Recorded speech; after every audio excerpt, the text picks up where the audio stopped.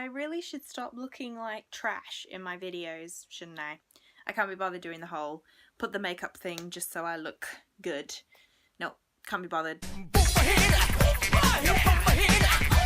Hey guys, it's Lita. I hope you're all amazing, and if you are not, I hope my video puts a smile on your beautiful faces and makes you laugh. I want to say go me for doing 2 videos in 2 days when I said I would do my comeback. So this video is going to be a discussion video, and the inspiration for this is actually a previous video I did about a year ago, and it was called Why I Love Being an Anime Collector.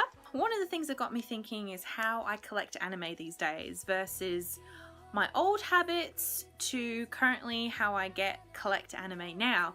And I wanted to do kind of a reflection kind of video talking about how I collect anime now, what I don't do anymore, what I still do, what's the same, what's not really changed, and maybe any fellow anime collectors will end up being able to relate to this.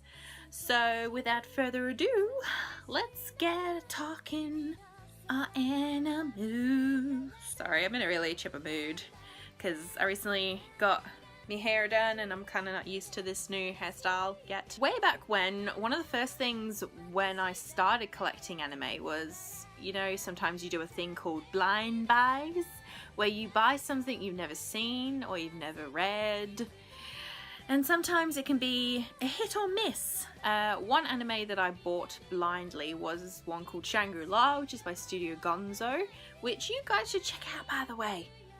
It's got a very interesting, intriguing plot, and I first started not liking Shangri-La. I was about to actually drop it by episode 5, but then I decided to just still give it a chance, and by the end of it I ended up really loving it. And it's got a very, like I said, intriguing plot, and yeah, that's just an example of a blind buy. And you know, I've had some hit or misses over the years. I've had one was actually Dance in the Vampire Bund. That anime didn't have me completely sold. It's not something I enjoyed, and yeah, so that's not in my collection no longer. Blind buys is not really changed for me a lot, to be honest. Like recently there was a 50% off sale for Hanabi here, one of the local Australian distributors. I ended up buying a couple of titles that are romance based. I'm not going to reveal what they are because I want to save it for a pickup haul video that I plan to do sometime during this month or next. I plan to.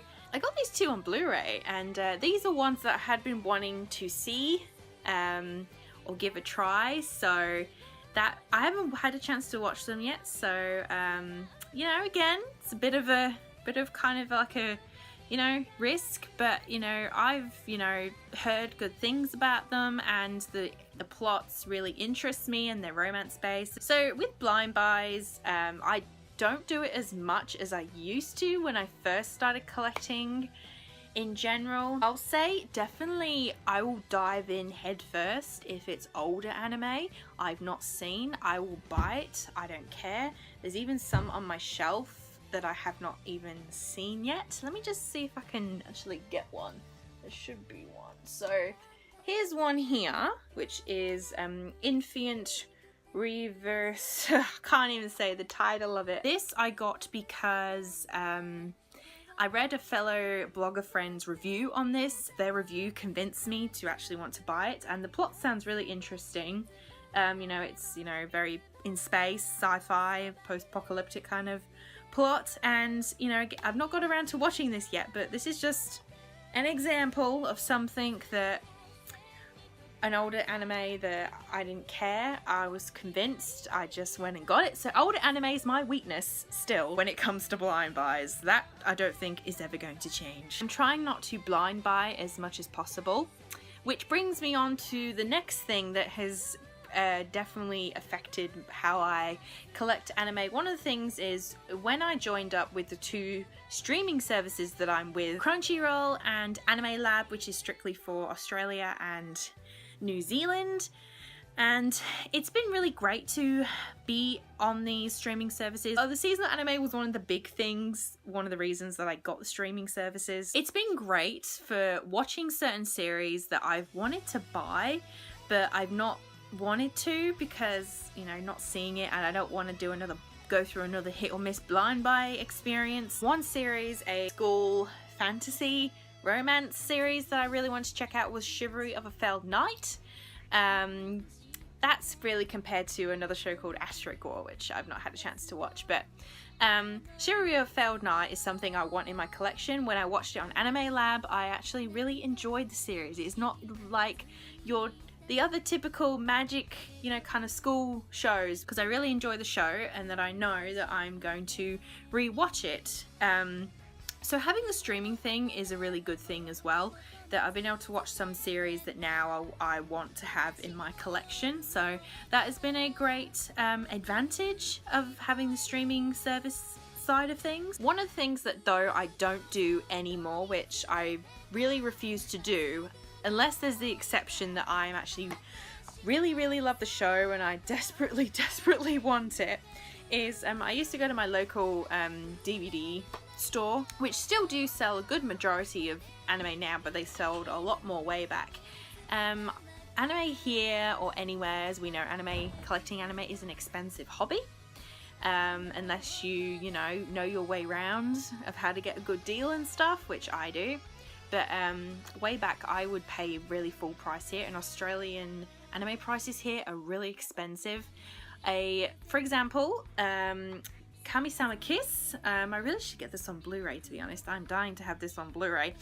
A series like this, season 1, with only, this has 13 episodes, this would be, I paid $55 just for this on its own.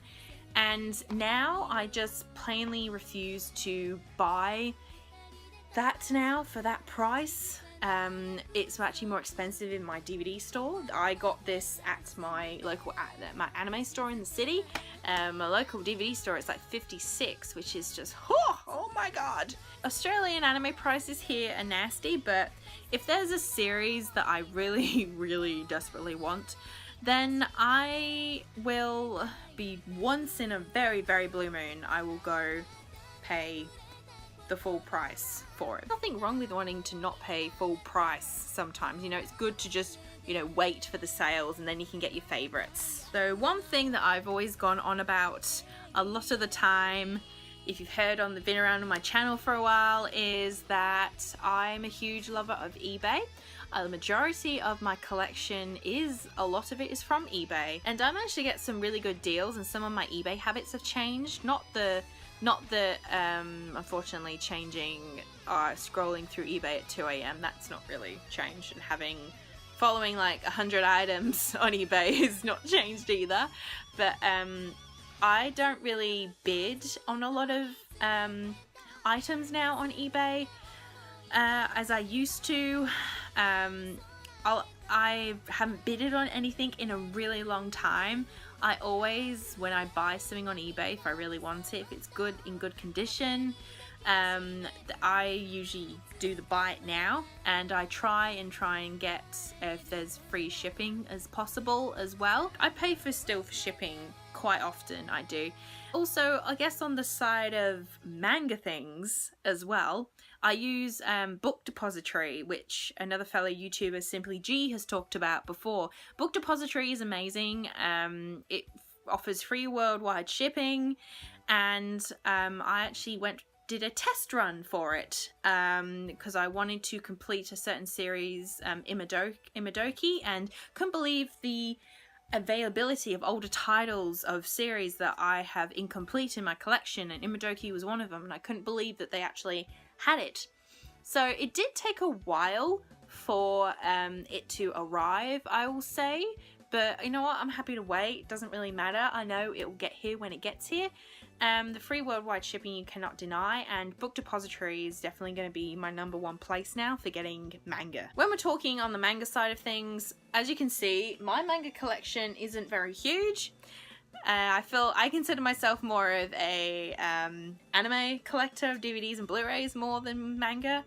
When it comes to manga now, it's not really changed that I will only collect series that I absolutely love and I will reread pretty much. I don't want anything in my collection that I'm not going to reread. I can't stand it. And then there's a lot of series here that I haven't even fully completed yet, like all these big ass volumes of Inuyasha. I've had this for years and I still don't have all the volumes of that. And I know that is something I'll reread because I just love in general. I love Inuyasha in general. It's big for me now in both of my collections that I want things that I know I'm going to reread and rewatch. I actually have gotten rid of probably 4 or 5 animes so far that I know I'm not going to rewatch, and I just don't want in my collection. So I'm kind of glad that I analysed or reanalyzed my collection and how I want it to be, like for the future, what I wanted to have it. Because, you know, when I'm old, sitting in a rocking chair, I want to look at my collection and like be proud that all my favorites in there. And probably, I guess, the last thing when it comes to collecting for me is I'm buying a lot more import series. I do a lot of searching on Amazon now because there's not a lot of titles here that are not licensed, and so my really strong urge or drive to want to get some of the unlicensed stuff that's not here in Australia is it's grown big probably over the last couple of years. So like for one example, one series that I really want right now is Marmalade Boy. Now I know I have never seen Marmalade Boy, and it's one of the oldest series from the 90s.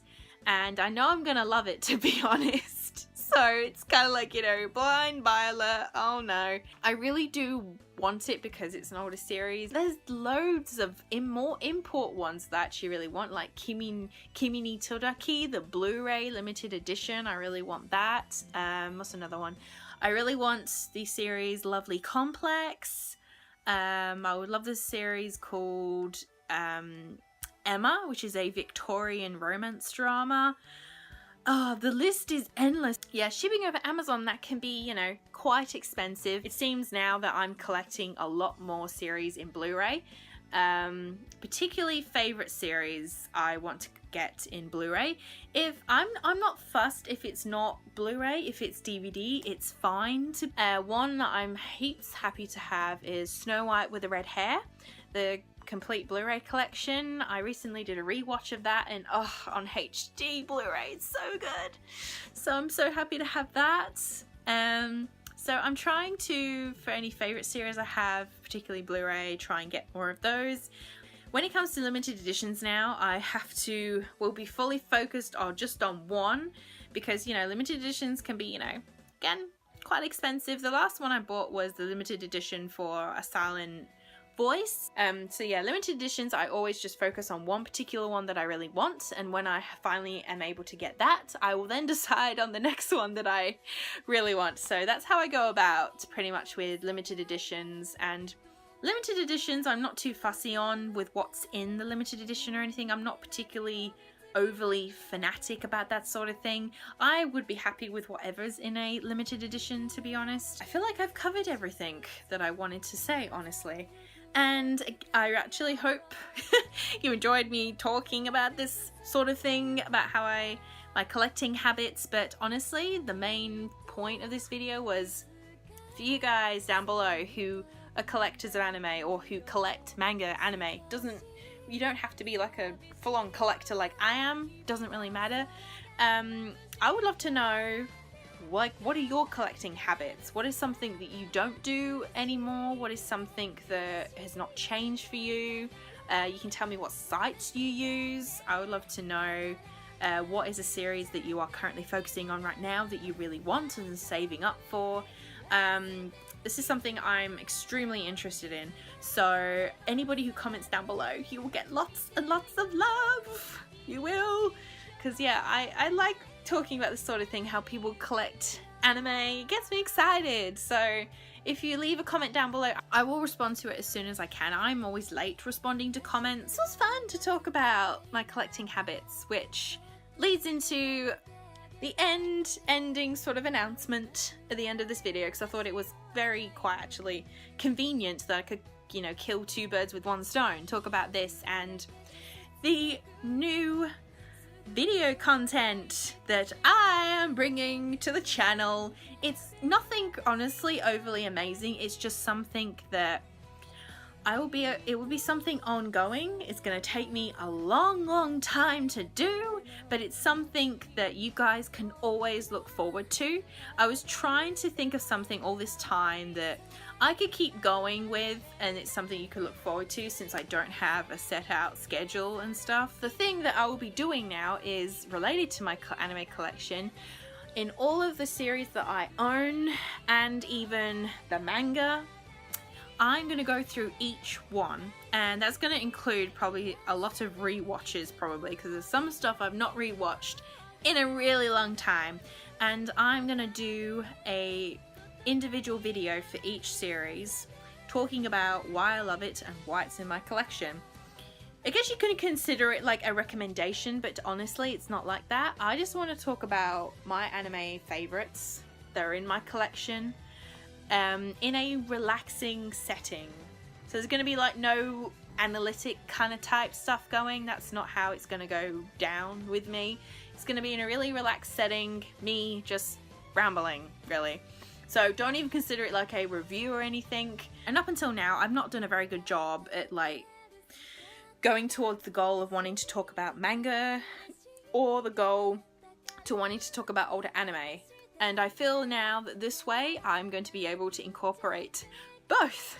So yay! As always, you can follow me on my blog at leaderkinoanimecorner.com, and you can follow me on Twitter at Kino Reviews, where I am all the time, very active, just all the time. I'm such a Twitter freak now. Facebook is just lame now. Lame. And yeah, I will see you guys in the next video. Bye!